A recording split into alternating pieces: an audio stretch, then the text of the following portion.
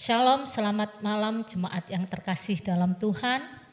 Malam hari ini dalam ibadah doa, saya mengajak Bapak Ibu Saudara sekalian untuk kita datang kepada Tuhan, menyembah Tuhan, masuk di dalam hadirat-Nya dan temukan Tuhan.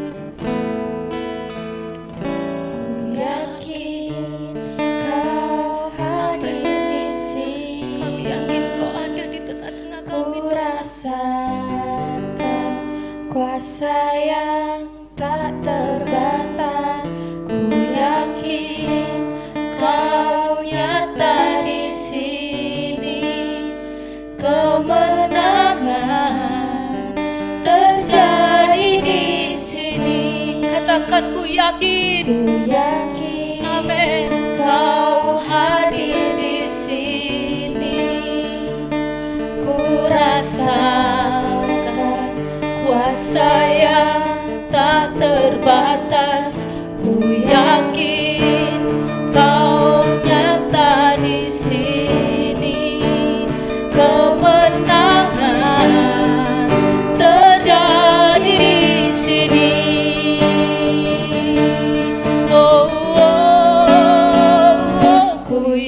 yakin Kau hadir di sini. Ku rasakan, amin, kuasa yang tak terbatas. Ku yakin Kau nyata di sini. Kemenangan terjadi di sini. Kesembuhan terjadi di sini. Kelepasan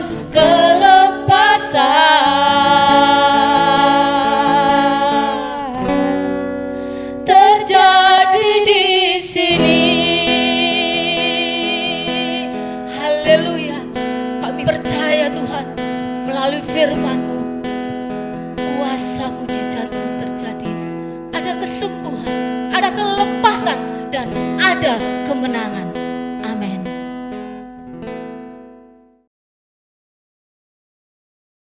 Salam, Bapak Ibu, saudara-saudara yang kasih Tuhan. Salam jumpa lagi pada malam hari ini.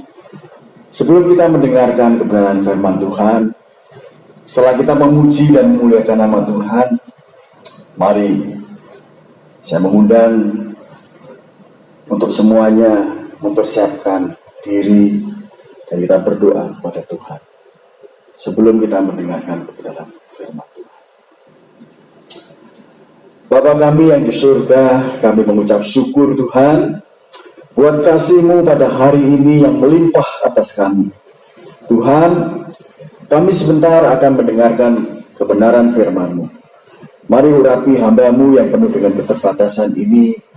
Urapi kami setiap yang mendengar dan menonton live streaming pada malam hari ini.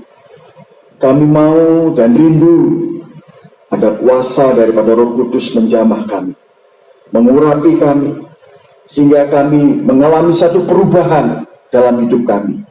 Yang sakit Tuhan sembuhkan, dan yang mengalami banyak pergumulan dalam hidup ini, maka Tuhan akan memberikan jalan keluar. Kau akan angkat setiap keluh kesah dalam hati kami, setiap kekhawatiran pada malam hari ini. Kami bawa setiap doa-doa kami ke dalam tangan.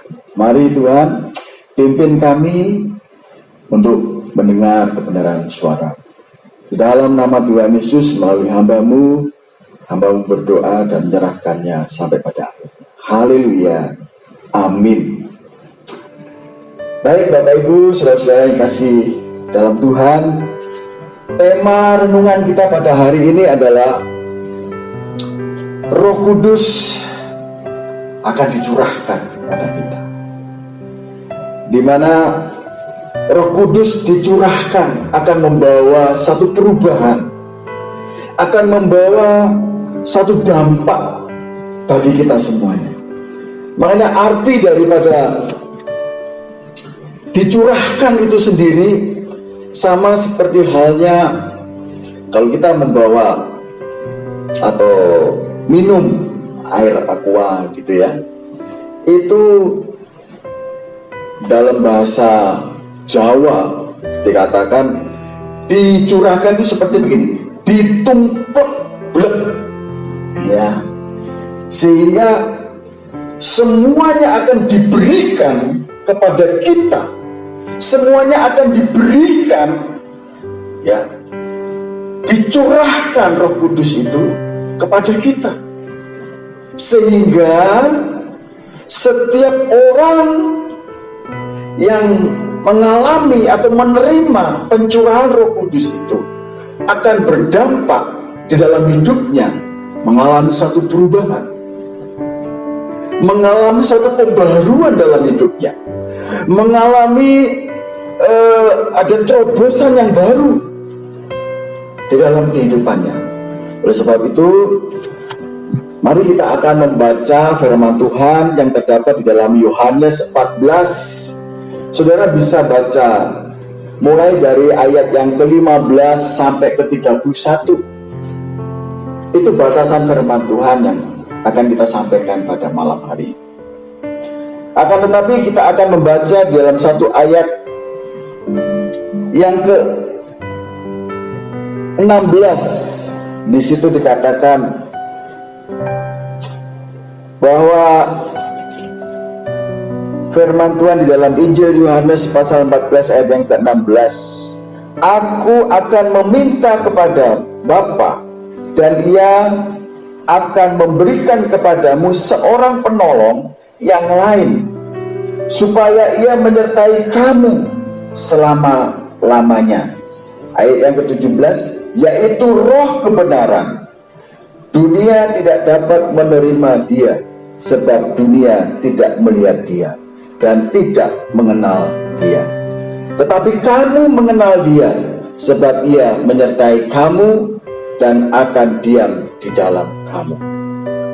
Dua ayat firman Tuhan ini menjadi pembuka. Kalau di mana hari Pentakosta selalu jatuh pada minggu yang ke-7 sesudah Paskah. Di hari itu untuk pertama kalinya Roh Kudus akan dicurahkan di Yerusalem ke atas murid-murid Tuhan Yesus. Seperti ada tertulis, tiba-tiba turunlah dari langit suatu bunyi seperti tiupan angin yang keras yang memenuhi seluruh rumah di mana mereka duduk. Murid-murid itu berkumpul, ya, dan tampaklah kepada mereka lidah-lidah seperti nyala api yang bertebaran dan hinggap pada mereka masing-masing. Maka penuhlah mereka dengan Roh Kudus, lalu mereka mulai berkata-kata dalam bahasa yang lain, seperti yang diberitakan oleh Roh Kudus kepada mereka untuk mengatakannya. Saudara, mari kita akan membaca firman Tuhan di dalam Kisah Para Rasul pasal 2 ayat 2 sampai dengan yang ke-4. Saya akan membacakannya buat saudara-saudara, Bapak Ibu yang kasih dalam Tuhan. Kisah Para Rasul pasal 2 ayat 2 sampai dengan yang ke-4. Saya akan membacakannya, berbunyi demikian. Tiba-tiba turunlah dari langit suatu bunyi seperti tiupan angin keras yang memenuhi seluruh rumah di mana mereka duduk, dan tampaklah kepada mereka lidah-lidah seperti nyala api yang bertebaran dan hinggap pada mereka masing-masing. Ayat yang keempat, maka penuhlah mereka dengan Roh Kudus, lalu mereka mulai berkata-kata dalam bahasa-bahasa lain, seperti yang diberikan oleh Roh itu kepada mereka untuk mengatakannya. Saudara, di sini awal dari segala peristiwa pencurahan Roh Kudus adalah bagaimana murid-murid itu berkumpul di Yerusalem, di Sotoh Yerusalem. Nah, pada waktu itu kondisi daripada murid-muridnya pada waktu setelah Tuhan Yesus mati, bangkit, dan tidak ada lagi dikubur, orang-orang pada membicarakan banyak hal tentang peristiwa kebangkitan daripada Tuhan Yesus Kristus. Tetapi ada satu janji yang Tuhan akan berikan kepada murid-muridnya. Di dalam Yohanes tadi dikatakan, Aku akan memberikan satu penolong lain yang akan menyertai engkau selama-lamanya. Nah, tidak banyak yang dimengerti apa itu Roh Kudus dan tujuannya dicurahkannya ke bumi. Namun yang pasti, kehadiran Roh Kudus telah membawa perubahan yang sangat besar dalam diri murid-murid Tuhan Yesus. Seperti api yang membakar semangat mereka untuk memberitakan Injil dan menjadi penggerak gereja mula-mula pada waktu itu. Bagaimana murid yang tadinya merasa ketakutan begitu mengalami pencurahan Roh Kudus, begitu mengalami bagaimana Roh Kudus itu hadir di tengah-tengah murid-murid itu, mengurapi murid-murid itu. Perubahan yang terjadi, bahwa murid-murid bangkit semangatnya, bangkit kembali untuk berani mengenal siapa dirinya, untuk dia bisa berani melangkah ke depan, menyampaikan kabar baik, menyampaikan firman Tuhan, menyampaikan Injil kepada banyak orang. Bagaimana dengan saudara? Bagaimana dengan kita? Ada satu peristiwa yang dimana Tuhan rindu bahwa melalui pencurahan Roh Kudus ini ada satu perubahan yang akan kita terima, yang akan kita alami di dalam hidup ini. Saudara, pencurahan Roh Kudus adalah penggenapan dari janji Tuhan. Sebelum terangkat ke surga, Tuhan Yesus berkata, kamu akan menerima kuasa kalau Roh Kudus turun ke atas kamu, dan kamu akan menjadi saksiku di Yerusalem, di seluruh Samaria, dan sampai ke ujung bumi. Saudara bisa membaca firman Tuhan itu di dalam Kisah Para Rasul pasal 1 ayat yang ke-8. Di situ dikatakan, kau akan menerima kuasa daripada Tuhan dan akan menyampaikan kebenaran firman Tuhan. Kita akan berangkat dari Yerusalem ke Yudea, bahkan sampai ke ujung bumi. Saudara, sejauh mana saudara pernah pergi ke ujung bumi? Sejauh mana saudara pernah pergi ke luar negeri? Ada yang berkata, Pak, saya paling jauh ada di Malang, saya paling jauh di Jakarta, saya paling jauh ada di luar pulau, Kalimantan, Sulawesi, Sumatera, atau di mana saja, atau keluar negeri. Paling jauh saudara kemana? Sudahkah kita menyampaikan kabar baik bagi mereka? Sudahkah kita membawa kabar Injil ini bagi banyak orang yang belum mendengar akan kebenaran firman Tuhan tentang Yesus? Nah, kuasa apa yang dimaksud Yesus yang dijanjikan kepada murid-muridnya? Ada satu pertanyaan seperti itu. Di sini dikatakan ialah kuasa untuk mengadakan tanda-tanda mujizat. Kuasa itu akan menyertai kamu, murid-murid Tuhan. Kuasa itu akan menyertai kita apabila kita sudah menerima pencurahan Roh Kudus, menerima kuasa daripada Tuhan, untuk berani berkata yang benar, untuk berani untuk melakukan yang benar sesuai dengan kebenaran firman Tuhan. Nah, di sini dikatakan tanda apa, kuasa apa? Kuasa itu akan menyertai kita, orang-orang percaya, menyertai orang-orang yang benar, anak-anak Tuhan, hamba-hamba Tuhan seperti kita. Apa itu? Di sini dikatakan bahwa kuasa itu adalah kuasa mukjizat, yang dimana Tuhan akan berikan sebagai tanda menyertai pelayanan-pelayanan kita.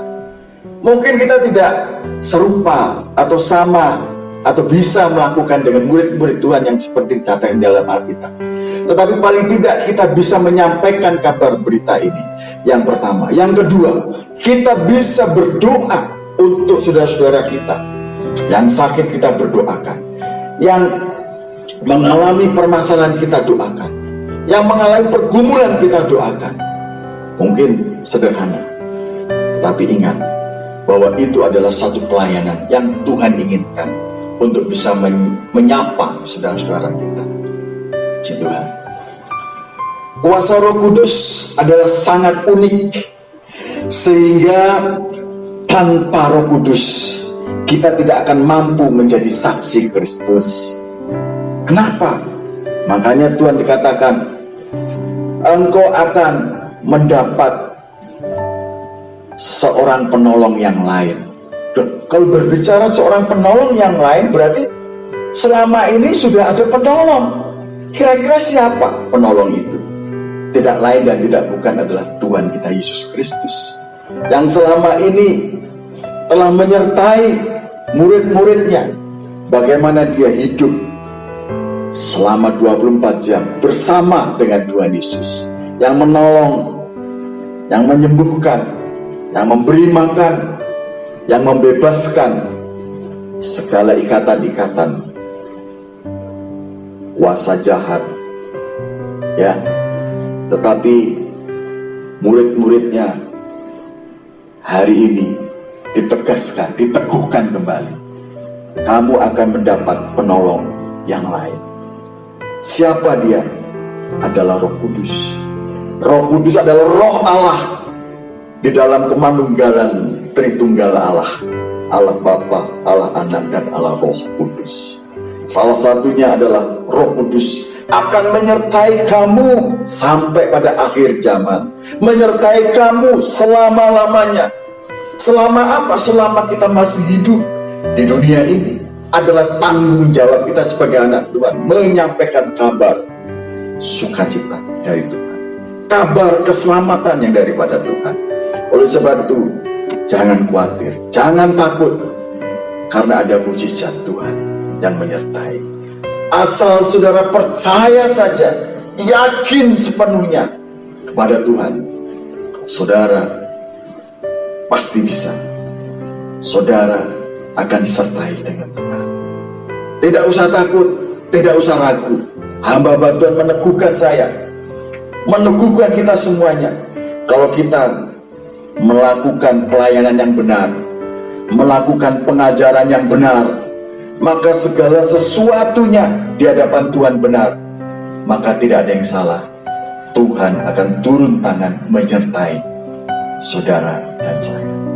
Tuhan akan membuka jalan setiap pintu-pintu yang tertutup, setiap pergumulan yang selama ini mungkin membuat kita itu menjadi beban hidup kita.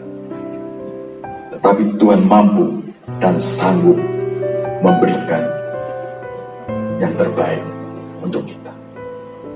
Selanjutnya, saudara akan bisa membaca di dalam Yohanes 16 ayat 13. Di situ katakan, apabila datang yaitu Roh kebenaran, Ia akan memimpin kamu ke dalam seluruh kebenaran, sebab Ia tidak akan berkata-kata dari dirinya sendiri, tetapi segala sesuatu yang didengarnya itulah yang akan dikatakannya, dan Ia akan memberitakannya kepadamu hal-hal yang akan datang.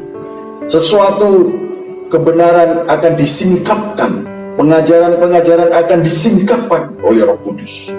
Mungkin kita tidak tahu, tetap ada rahasia besar di mana perubahan itu akan sedang terjadi. Saya teringat bahwa perubahan akan sedang terjadi. Sekarang, saudara, Bapak Ibu, kita berada di zona di mana social distancing. Mungkin kita berjauhan jaraknya. Kita tidak bisa berdekatan, kita tidak bertegur sapa. Namun melalui streaming ini, kita bisa menyapa. Kami bisa menjumpai melalui kebenaran firman Tuhan yang disampaikan untuk Bapak Ibu Saudara. Ya, tapi ada perubahan yang pemerintah sedang buat, yaitu ada perubahan di bulan-bulan yang akan datang, dan sekarang sedang bergerak menuju ke new normal.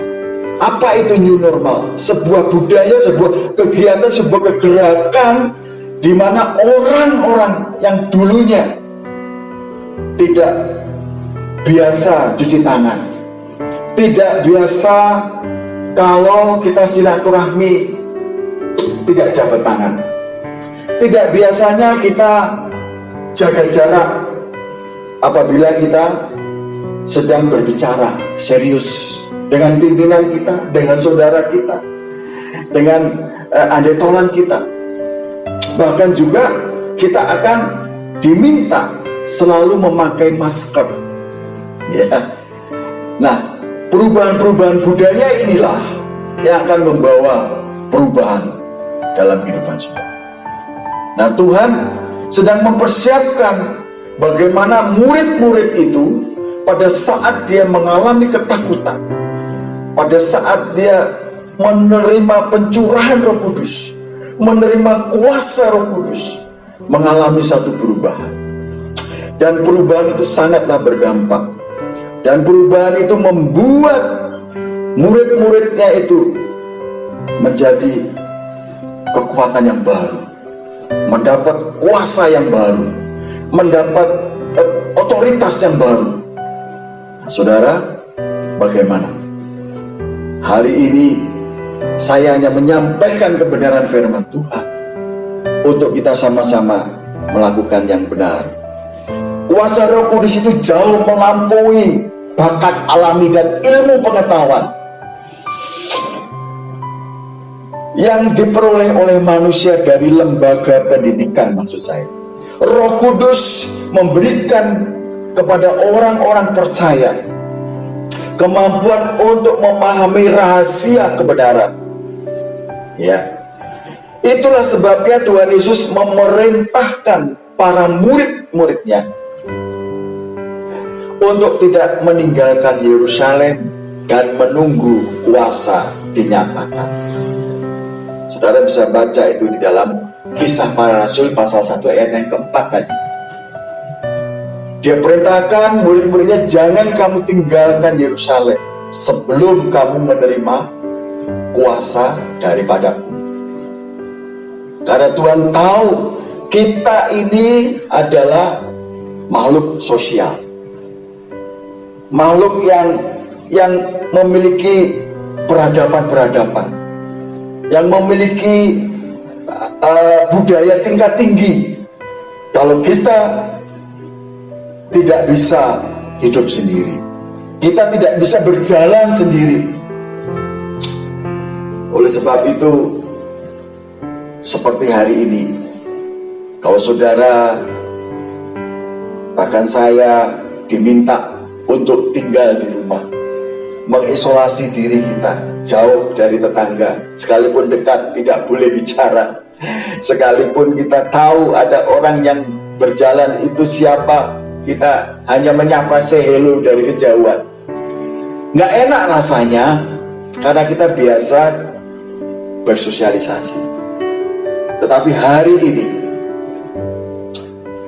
Tuhan rindu ada perubahan budaya dalam kehidupan kita.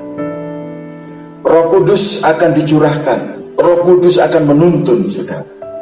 Kira-kira apa yang dimaksud dalam hal ini? Tuhan katakan Roh penolong itu. Yesus menyebut Roh Kudus itu sebagai penolong. Kata ini adalah terjemahan dari kata Yunani. Penolong itu adalah parakletos, di mana yang di situ dikatakan secara harfiah berarti seorang yang dipanggil untuk mendampingi agar menjadi penolong. Saya sebagai seorang pria, ada istri yang menjadi penolong. Secara fisik saya lebih kuat. Istri saya secara fisik dia pasti jauh di bawah saya kekuatannya. Tetapi di sini dikatakan bahwa saya butuh penolong.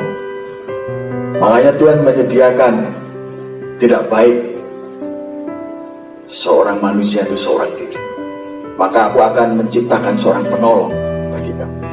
Nah, Tuhan juga tahu bahwa saudara, saya, kita semuanya tidak dibiarkannya berjalan sendiri. Karena kita adalah domba-domba Allah, di mana domba itu tidak bisa berjalan sendiri tanpa ada gembala. Domba itu tidak bisa mempunyai arah tujuannya kalau tidak ada yang menggembalakan, tidak ada yang memimpin, tidak ada yang menolong mengarahkannya. Nah, hari ini Roh Kudus diibaratkan di dalam bahasa Yunani adalah Parakletos, di mana di situ dikatakan secara harfiah adalah seorang yang dipanggil untuk mendampingi agar menolong atau penolong, berdiri sebagai penolong. Ya, kata ini kayak arti yang lainnya adalah seorang penolong itu adalah penasehat yang ajaib, penguat, penghibur. Ya, penolong adalah pembela, juru selamat, sekutu dan sahabat. Itu adalah pengertian Parakletos. Nah, kalau saudara ingin tahu lebih jauh lagi keberadaan daripada Roh Kudus, Roh Allah yang manunggal dalam Tritunggal Allah itu, Roh Kudus akan melaksanakan bagi para murid apa yang dilaksanakan Yesus bagi mereka ketika ia masih bersama-sama. Roh Kudus akan mendampingi mereka, menolong dan menguatkan mereka. Janji Tuhan akan menyertai sampai akhir zaman. Di dalam nama Tuhan Yesus, kiranya firman Tuhan yang singkat ini, saya rindu ada pencurahan Roh Kudus yang akan terjadi buat kita malam hari ini. Saya rindu kita akan berdoa bersama-sama. Kita meminta urapan daripada Allah.